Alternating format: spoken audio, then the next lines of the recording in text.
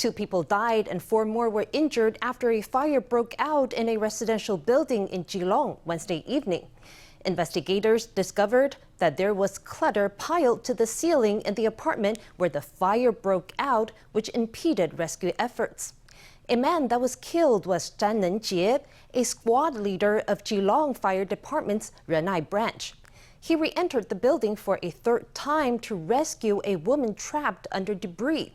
He removed his own mask and put it on her before collapsing from smoke inhalation.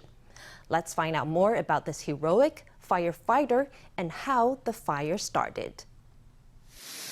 This residential building is filled with thick smoke, making visibility almost zero. Thick white smoke fills the air. The firefighters are racing against time, rushing into the flames to rescue people who were trapped and bring them out one by one. After the residents were rescued, oxygen masks were placed on their faces and they lay weakly on stretchers. However, some were still trapped inside.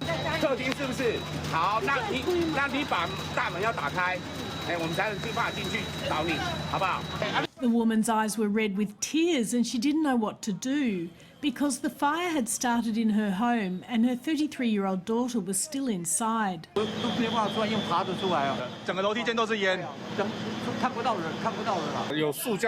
There was a strong odor of plastic. It was big, building after building. Some places had their doors locked. Even when you knocked, no one answered. Everyone was asleep. The Inferno occurred late in the night on January 21st in a residential building on Leli 3rd Street in Anla District, Keelung. The fire started on the 2nd floor where a large amount of clutter had been hoarded, causing the fire to spread rapidly. Chan Neng-chieh, a squad leader with the Keelung City Fire Department's Renai branch, and the homeowner's daughter both lost their lives, bringing the total toll to 2 dead, 4 injured. Upon closer inspection, clutter had been piled almost to the ceiling, obstructing movements and making search and rescue extremely difficult. It's suspected that the fire broke out in the living room. The homeowner said that before the fire broke out, she saw the intercom at the door appearing to be short-circuiting and emitting sparks.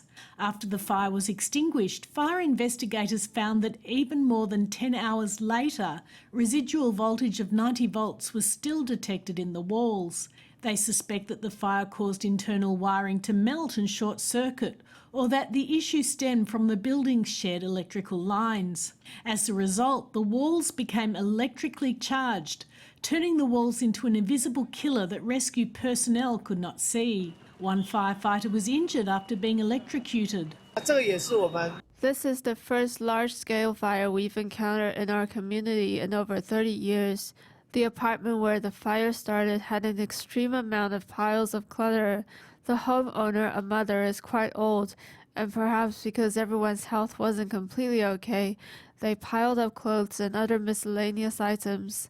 The exact cause of the fire is still under investigation, but it is undeniable that the mountain of clutter piled inside the apartment, coupled with the weird electrical currents running through the walls, was the chief culprit behind this blaze and the heavy casualties it caused.